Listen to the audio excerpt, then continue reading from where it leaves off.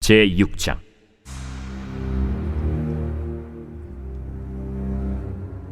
사람이 땅 위에 번성하기 시작할 때 그들에게서 딸들이 나니 하나님의 아들들이 사람의 딸들의 아름다움을 보고 자기들이 좋아하는 모든 여자를 아내로 삼는지라.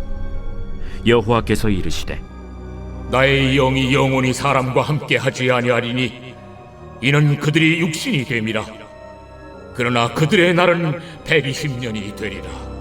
당시에 땅에는 네피림이 있었고 그 후에도 하나님의 아들들이 사람의 딸들에게로 들어와 자식을 낳았으니 그들은 용사라 고대의 명성이 있는 사람들이었더라. 여호와께서 사람의 죄악이 세상에 가득함과 그의 마음으로 생각하는 모든 계획이 항상 악할 뿐임을 보시고 땅 위에 사람 지으셨음을 한탄하사 마음에 근심하시고 내가 창조한 사람을 내가 지면에서 쓸어버리되 사람으로부터 가축과 기는 것과 공중의 새까지 그리하리니 이는 내가 그것들을 지었음을 한탄함이니라. 그러나 노아는 여호와께 은혜를 입었더라. 이것이 노아의 족본이라. 노아는 의인이요 당대의 완전한 자라. 그는 하나님과 동행하였으며 세 아들을 낳았으니 셈과 함과 야벳이라. 그때 온 땅이 하나님 앞에 부패하여 포악함이 땅에 가득한지라. 하나님이 보신즉 땅이 부패하였으니 이는 땅에서 모든 혈육 있는 자의 행위가 부패함이었더라. 하나님이 노아에게 이르시되 모든 혈육 있는 자의 포악함이 땅에 가득함으로 그 끝날이 내 앞에 이르렀으니 내가 그들을 땅과 함께 멸하리라. 너는 고페르 나무로 너를 위하여 방주를 만들되 그 안에 칸들을 막고 역청을 그 안팎에 칠하라. 네가 만들 방주는 이러하니 그 길이는 300규빗, 너비는 50규빗, 높이는 30규빗이라. 거기에 창을 내되 위에서부터 한 규빗에 내고 그문은 옆으로 내고 상중하 3층으로 할지니라. 내가 홍수를 땅에 일으켜 무릇 생명의 기운이 있는 모든 육체를 천하에서 멸절하리니 땅에 있는 것들이 다 죽으리라. 그러나 노아는 내가 내 언약을 세우리니 너는 네 아들들과 네 아내와 네 며느리들과 함께 그 방주로 들어가고 혈육 있는 모든 생물을 너는 각기 암수 한 쌍씩 방주로 이끌어들여 너와 함께 생명을 보존하게 하되 새가 그 종류대로 가축이 그 종류대로 땅에 기는 모든 것이 그 종류대로 각기 둘씩 네게로 나아오리니 그 생명을 보존하게 하라. 너는 먹을 모든 양식을 네게로 가져다가 저축하라. 이것이 너와 그들의 먹을 것이 되리라. 노아가 그와 같이 하여 하나님이 자기에게 명하신 대로 다 준행하였더라.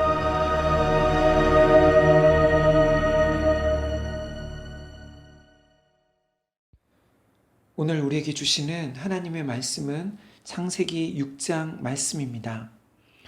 오늘 본문인 창세기 6장부터 9장까지는 노아 이야기가 나오게 됩니다. 특별히 오늘 6장에서 8장까지는 홍수 심판에 대한 내용이 나오는데요.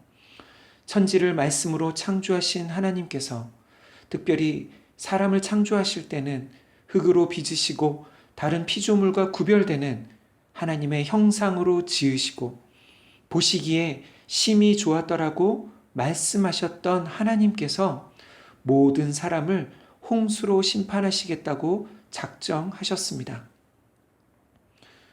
예수님께서는 하나님이 마치 아버지의 유산을 가지고 집을 나가 허랑방탕하게 살다가 모든 것을 잃고 돌아온 그 탕자를 다시 받아주시는, 아니 받아주실 뿐만 아니라 그 아들을 위해 잔치를 베풀어 주신 아버지와 같다고 말씀하셨습니다. 에스겔서에 보면 주 여호와의 말씀이니라 내가 어찌 악인이 죽는 것을 조금인들 기뻐하랴 그가 돌이켜 그 길에서 떠나 사는 것을 어찌 기뻐하지 아니하겠느냐고 말씀하십니다.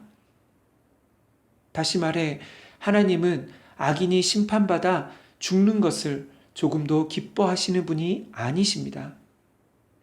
그런 은혜롭고 자비롭고 노하기를 더디하시는 하나님께서 왜 사람을 심판하시게 되었을까요? 도대체 그 당시에 무슨 일이 있었길래 홍수 심판이 일어나게 된 것일까요? 본문의 내용은 1절부터 4절까지 그 당시 세상의 악함에 대한 구체적인 모습에 대한 내용이 나오고 9절부터 13절에서는 그 내용이 포괄적으로 또 나오고 14절부터 마지막 22절에서는 방주에 대한 내용이 나오고 있습니다. 먼저 11절과 12절의 말씀입니다. 그때 온 땅이 하나님 앞에 부패하여 포악함이 땅에 가득한지라. 하나님이 보신즉 땅이 부패하였으니 이는 땅에서 모든 혈육 있는 자의 행위가 부패함이었더라. 아멘. 11절과 12절에서는 사람들의 악함을 포괄적으로 표현하고 있습니다. 그것은 온 땅이 하나님 앞에 부패했는데 무엇보다 사람들의 포악함이 가득했다고 말씀하고 있습니다. 13절에서 하나님께서는 노아에게 말씀하시는데 모든 혈육 있는 자의 포악함이 땅에 가득하기 때문에 땅과 함께 사람들을 멸하시겠다고 말씀하십니다. 이것은 그 당시 세상에 힘 있는 자들의 폭력과 억압이 온 땅에, 온 세상에 가득했다는 의미입니다. 그러면 왜 세상이 그렇게 폭력과 억압이 가득한 그런 세상이 되었을까요?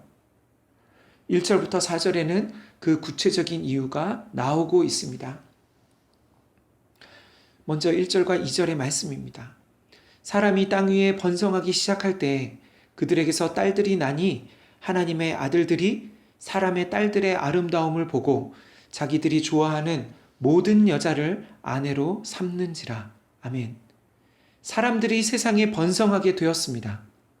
이것은 하나님께서 아담과 하와가 타락하기 전에 복을 주시며 말씀하셨던 창세기 1장 28절에 생육하고 번성하여 땅에 충만하라는 말씀이 계속해서 이루어지고 있는 것이지요.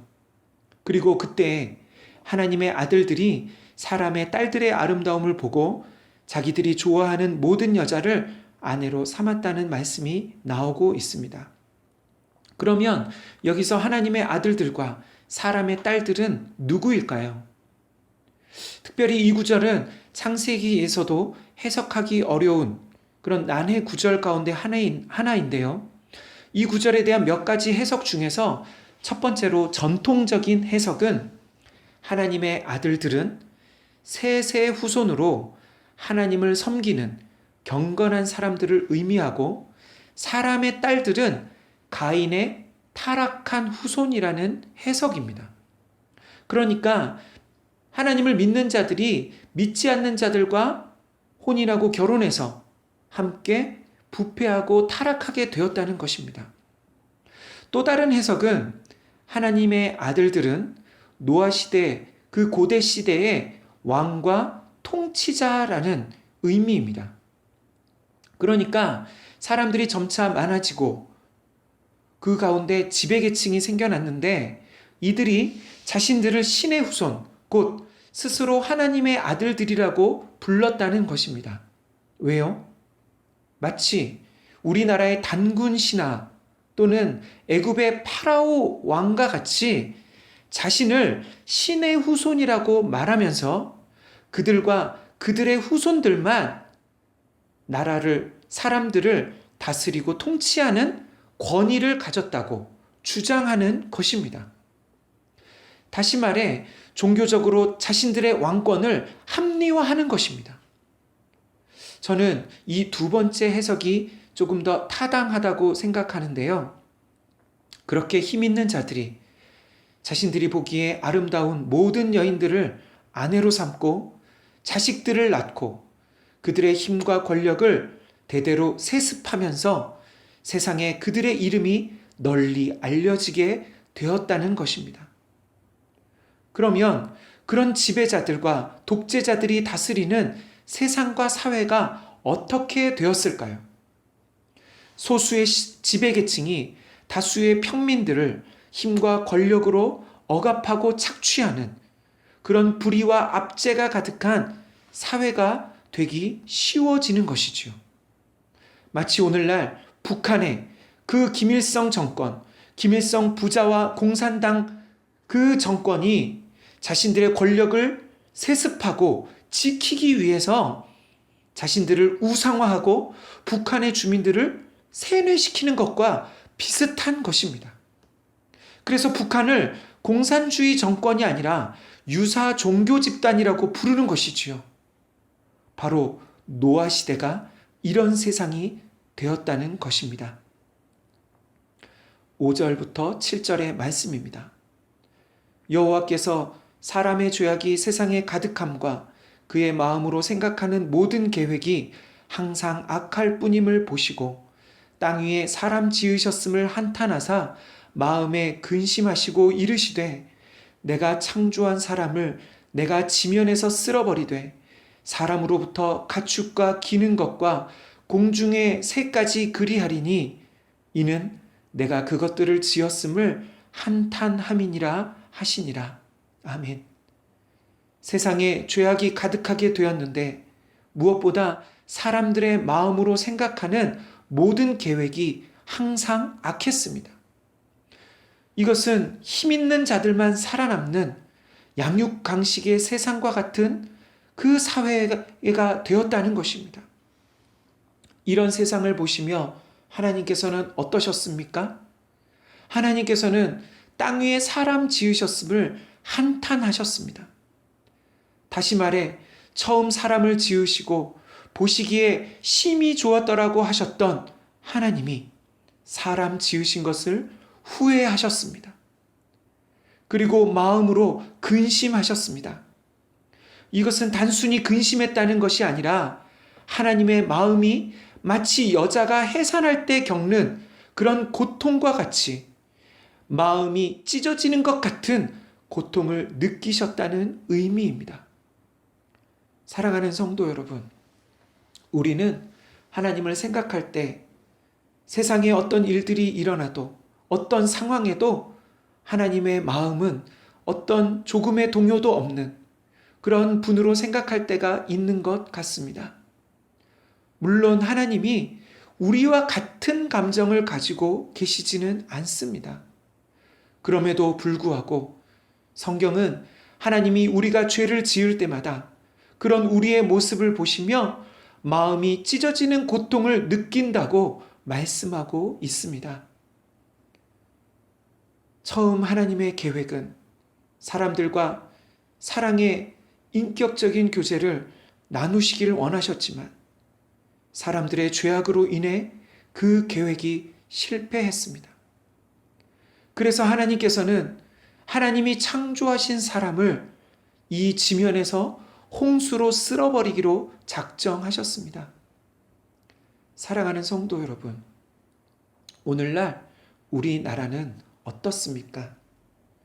오늘날 우리 한국 사회는 어떻습니까? 수많은 사람들이 돈이라는 힘을 얻기 위해 수단과 방법을 가리지 않는 그런 사회가 되지는 않았습니까?